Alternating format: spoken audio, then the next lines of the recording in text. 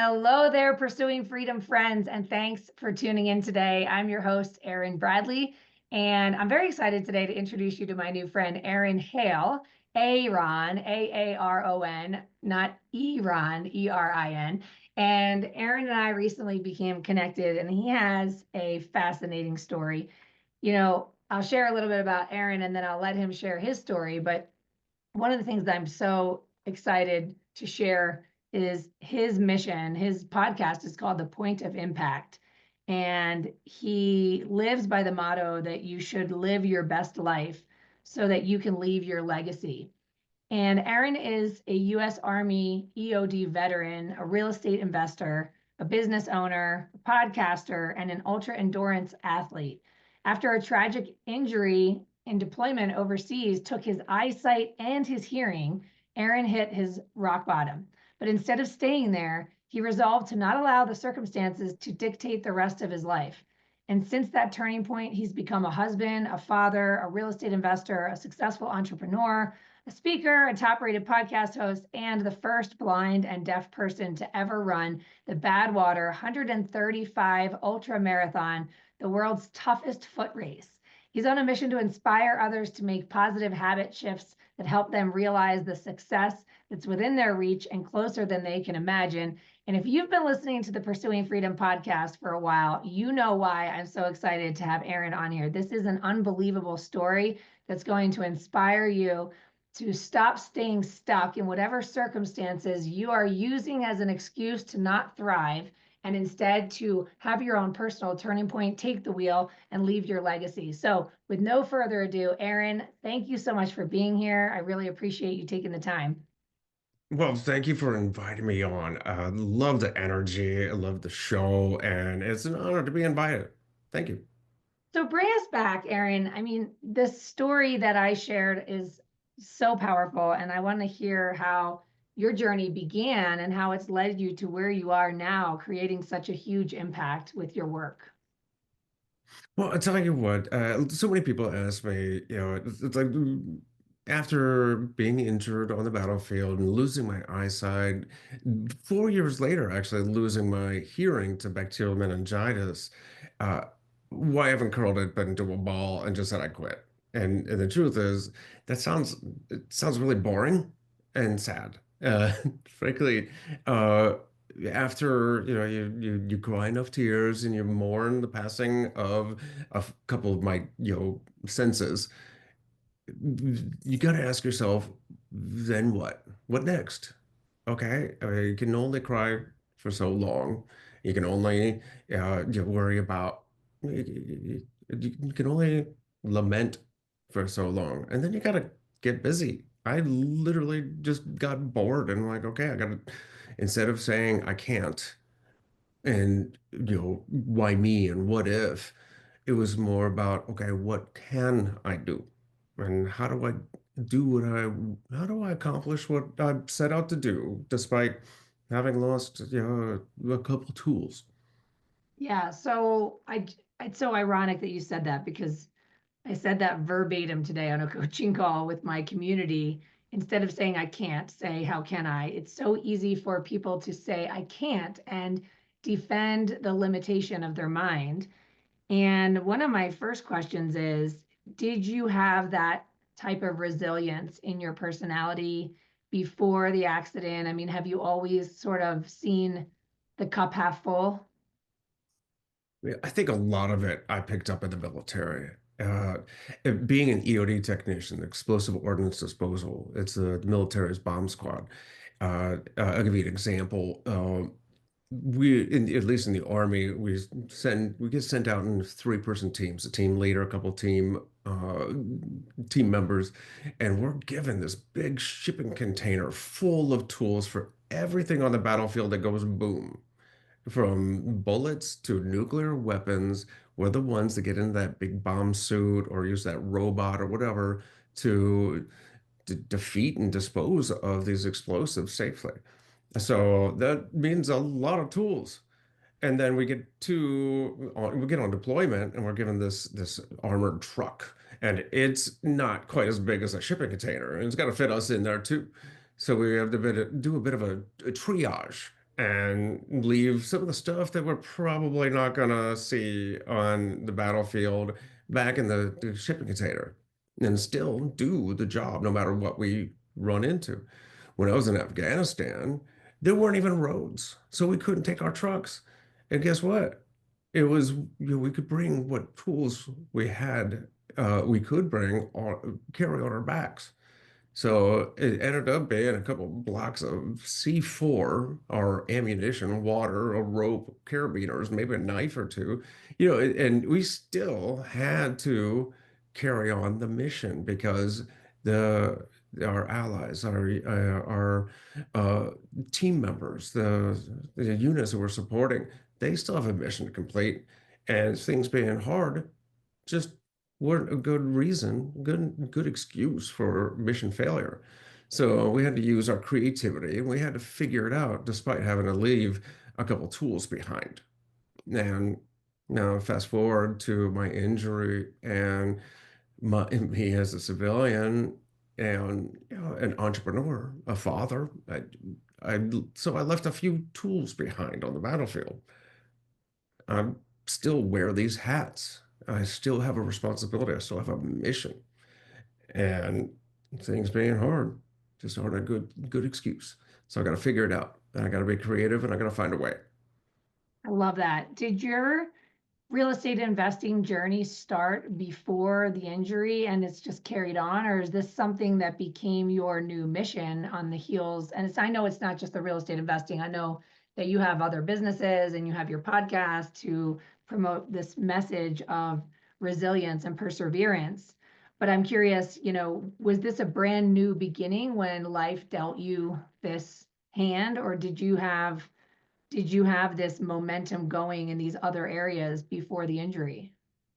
Well, it was a bit of the proverbial second chance at life and that uh, kick in the pants type of thing. But before I was in the military, but it was like the W-2 path where I was working towards a pension, maybe putting a little away in what we call it a TSP, which is military or government version of an IRA, and really not thinking much about my retirement or investments beyond that. But yeah, after my injury, I was given this, military, the disability pension, uh, and yeah, throughout my military career and into this veterans disability retirement, medical retirement, I realized that my paycheck was controlled by Congress, and Congress is full of really stupid people.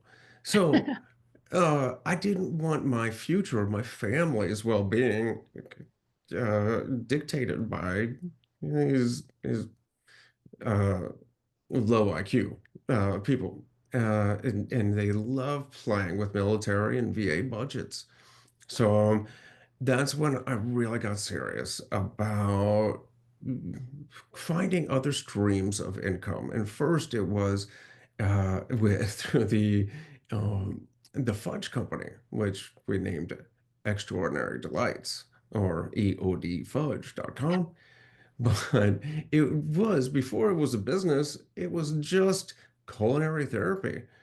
2011, I was injured and I'd figured out how to do quite a few things and started mountain climbing and whitewater kayaking and running marathons. And I was doing all right as a blind guy. And then 4 years later, the meningitis hits and it's like getting knocked to the mat all over again. I gotta kind of put my money where my mouth is all over again and start over by learning how to get by without my hearing also.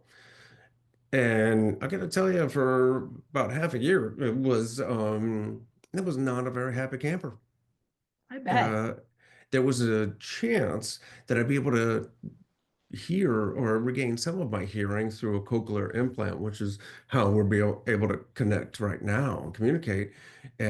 Which is it's my ears are completely turned off, my eyes are fake. It's through this one cochlear implant that just takes this audio, and it's not like an amplifier, so, like a hearing aid. It actually takes it and digitizes it and sends it to my auditory nerve in the cochlea, and I'm hearing via digital signal. It's also uh, Bluetooth connected to my accessible computers and phone, all that. So the technology is amazing. 70, 80 years ago, I would have been pulling the full Helen Keller. Uh, uh, Probably, definitely, would not as much grace. But before the cochlear implant, I was totally locked in my body. I Wow. was trapped. Uh, if you imagine how all remember everybody kind of complaining about the COVID lockdown era and how lonely and isolated people felt. And there I was going, yeah, been there, done that. Yeah, But been a little bit lonelier than that, right? yeah, but my whole world ended at my fingertips. My girlfriend at the time, wife now, literally was writing every single letter of every single word she needed to say to me in the palm of my hand. And that's how we communicated for half a year Wow. until this thing got turned on and we had to start tuning it in. So I needed to at first I tried to figure out uh, what could I do? It wasn't like how can I do it? It was just what can I do? Uh, and the other thing is, as a bonus gift to the total blindness, I had a sleep disorder because my circadian rhythm doesn't reset like with the sunlight. And I got a bonus gift with the deafness as well because it took some of that inner ear gyro, my vestibular balance. So I was a runner, uh, and I couldn't use my treadmill. I couldn't even walk because I would just it was like vertigo. I'd fall over. Wow. So I I did one thing that I really love was passion was cooking. And I would hold on to the counter with iron grip and I would stir the pot. And it was Thanksgiving was coming up. So I started cooking and I just dove into it. And I started making fudge. And I got carried away. My In fact, I made so much fudge for our Thanksgiving dinner that uh, my wife noticed two things. One, she saw for the first time in 6 months a smile on my face. Uh, and she also noticed that there was way too much than anybody could eat in one sitting. So she started sneaking the fudge out to give away. You got to be real stealthy around a blind deaf guy. But she was giving it away, and people started asking for more. Come back and say, "Can we buy some for a birthday, a shower coming up?" The capitalist in me said, "Well, of course you may." And all of a sudden, EOD Fudge was born, and I I started building this nest egg and this stream of income that was completely uh, independent of my government paychecks or retirement checks. And we started socking that away because the other thing about a fudge company that is only run by the two of us is that there's a lot of time behind a stove, and I'm like, wait, I didn't want this. So we started looking at how to systematize and automate, and we turned it into an e-commerce shop. We actually hired out the cooking and the logistics and supply ordering and HR and all of that. Moved it all out of the house. The home kitchen became the R&D lab. And then we turned towards more passive methods of investing, and that was real estate. So Uh, talk me through this is insane. I can't believe that on the heels of your life-changing, life-altering experiences, you became a master fudge maker. It's so unbelievable and amazing. And then turned it into a completely scaled business. And then you got into the real estate investing. So which asset class did you find yourself investing in? Were you doing small residential? Were you buying commercial buildings, apartment buildings? What type of investing did you start doing? we're doing single family and small multifamily fixer-uppers. We're going to do the Burr method into short-term and mid-term rentals. And we're doing that in Ohio and here in the Panhandle where we live in Florida. My wife also got her license, so she gets to help others find their dream homes or their dream vacation rentals in the 30A region in surrounding areas of the Emerald Coast. I love that. So, what's the big vision? What brought you to starting your podcast? I know you're at 80 some episodes now, and the episodes are amazing. So, what was the instinct or the impulse that you had to start a podcast after all of this? You're diversified into so many different avenues. It's like you've lived many lives. I tell people I'm the blindest guy with shiny object syndrome. Uh, it, it's not even, it doesn't rank up on the list of fun things I've accumulated, like blindness and deafness. But I also maybe have a small case of ADHD. But the truth is, I, with all of these things, the fudge business, the real estate investing company, uh, I try my best to uh, set up a good company that functions, and then I take myself out of the bottleneck because I know I don't have this huge ego that says I have to be there. I know I'm blind and deaf. Anybody who can use a computer and has eyeballs can do it 10 times faster than me. With my accessibility software, it's never going to be as fast as somebody with eyes. And I understand that. So I put together, I have the dream, the vision, I get the systems together, I put the team together, and then I get out of the way and I just make sure that everything's working the right way and it's functioning.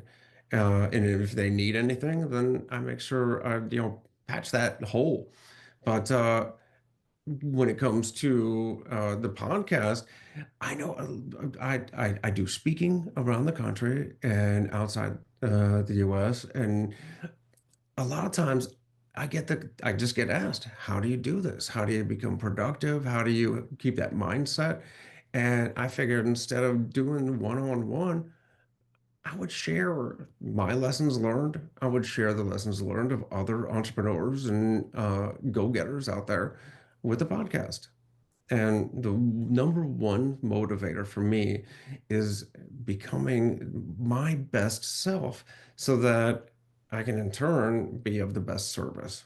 Because in the end, we're all servants of our greater community. So it was how to leave that lasting legacy, how to be uh, the best for your community by being the best for yourself. It's interesting. I had a guy on my podcast years ago, twice actually, named Long Doan, and he had to take the journey by himself at 12 years old to escape Vietnam and come to the States and live with some relatives he didn't know. And it was a very treacherous journey by ship, and he almost didn't make it and found himself sleeping on a beach alone at night. And he was scared and crying himself to sleep. And he remembered thinking to himself in that moment that I have two choices. I can either be a victim or I can be a victor. And he went on to develop his version of his legacy, which is an extraordinary story. But one of the things that you said was you have dreams, create the system, hire the people, then get out of their way. And his line that stuck with me to this day was systems run businesses and people run systems. And it's Mhm. interesting how you can both make it sound so simple Like, you say that with such ease. Like, well, there's other people that would do it smarter than me and faster than me. So I'll just have the vision, build the system, hire the people, get out of their way. And I wish more people listening could sort of take that in and process it and realize that we're listening to somebody who has been dealt a hand of circumstances that exceeds anything that many of us will ever imagine in our lifetime. And yet, here you are creating businesses, creating a legacy, creating an impact, and doing so without hesitation. And it's just really inspiring. And I hope it inspires the listeners to think beyond the stories that we have that keep us stuck in our circumstances when you're proof that circumstances don't need to define you. So many of the points you just made, it's all about mindset, right? It's as simple as flipping the switch and turning from darkness to light. But it's hard for us to change our minds like that, to go from excuses to reasons, to go from victim to victor. It's one of the biggest challenges all of us face it. Tell the stories we tell ourselves, and it's like victimhood and having these excuses that keep us locked in place, and turning that into the reasons to the same circumstances are just data that you can work to move forward. And I could be a victim.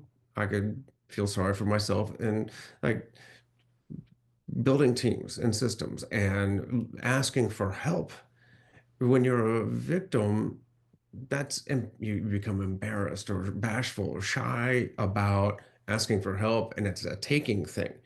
When you're looking for, your team building and you're a victor, like you said, it's about sharing the value, sharing the wealth, because people are looking for ways to add their own value into a system or into the community. If somebody asks you if they can help, they want to, and you would be taking it away from them. You'd be denying them what they want and that their fulfillment. When it comes to business entrepreneurship, you I'm asking for people to use their God-given and learned and built skills, their abilities to make money, to feed, to take care of themselves and their families by asking them to do their job for me. And why would I deny them that? I could not agree more. I feel like I just had this conversation yesterday around this fear that people have with their ego, convincing them that they're better off trying to do everything by themselves, bottlenecking, burning out, running out of steam, questioning their own ambition, all these things, right? And it's all for fear that someone else is going to mess up what I'm doing. And I'm like, you're already messing it up.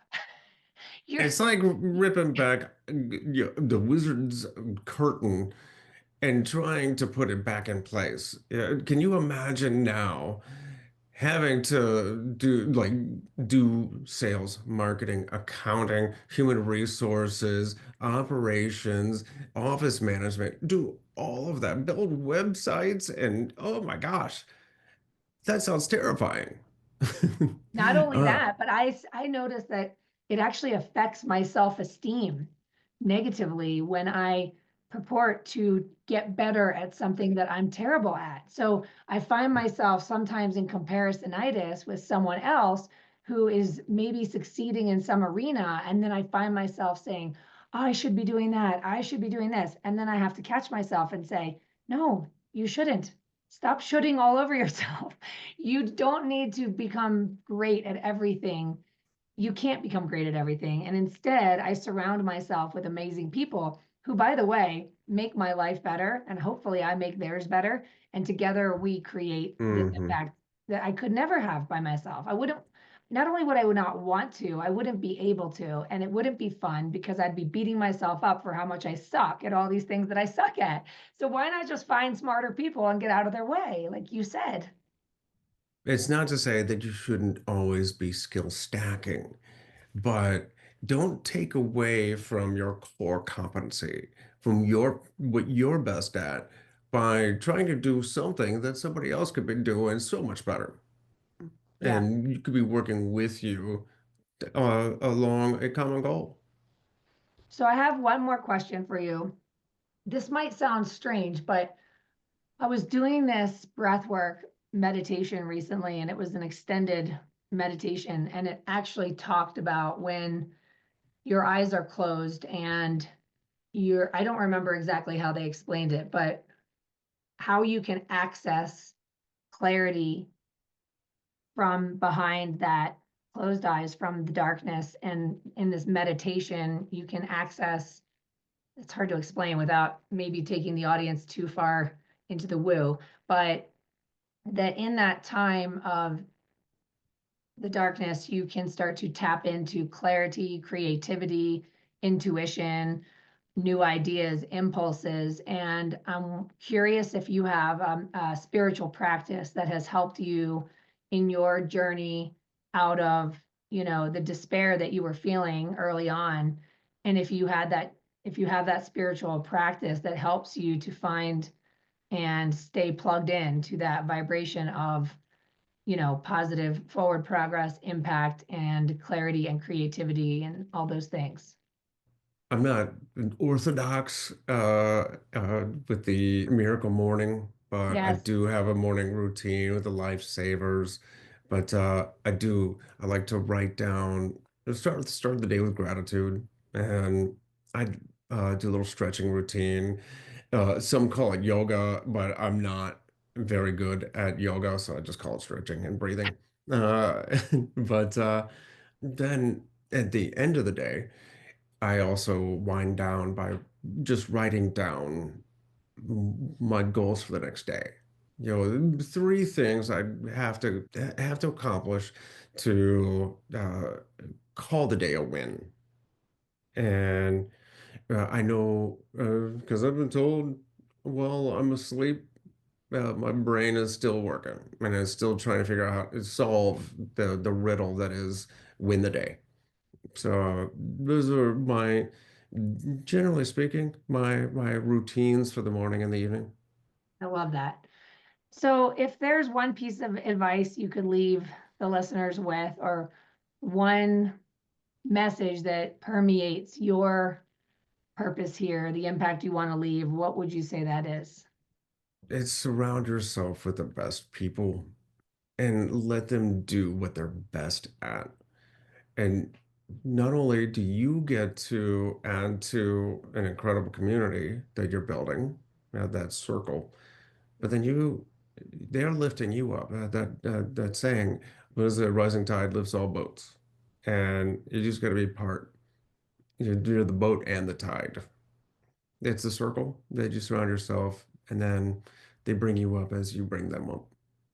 I love that. Well, Erin, I have so enjoyed our time together today. I really appreciate you taking the time to be with us here on the Pursuing Freedom podcast. If folks want to find you, follow you, access, where are you? Where are you out there in the world if they want to get a hold of you or just follow you and consume all of the goodness? Aaron, it was an absolute pleasure. I had so much fun speaking with you today. If anybody wants to find out more, they can find me on all the major podcast platforms. It's Point of Impact with Aaron Hale, or at our website, pointofimpactpod.com. Awesome. Well, if you're listening and you're looking for more speakers for your events or guests for your podcast, Erin is amazing and highly recommend. And I'm so grateful for the time we've had together today. Thanks again, Erin. Thanks to you, Aaron. And to all my friends out there, thank you as always for tuning in. If it's your first time here, make sure you start to backtrack and find all the goodness hidden in our more than 250 podcast episodes now, which is insane. And I just want you to know how much I appreciate you tuning in. If you are enjoying this content, please do me a favor and find a place to leave a review, share the episode with a friend who needs it, and help this content get found so we can impact more lives and help more people build a life you don't need a vacation from. I love you. I appreciate you. And I'll see you next time.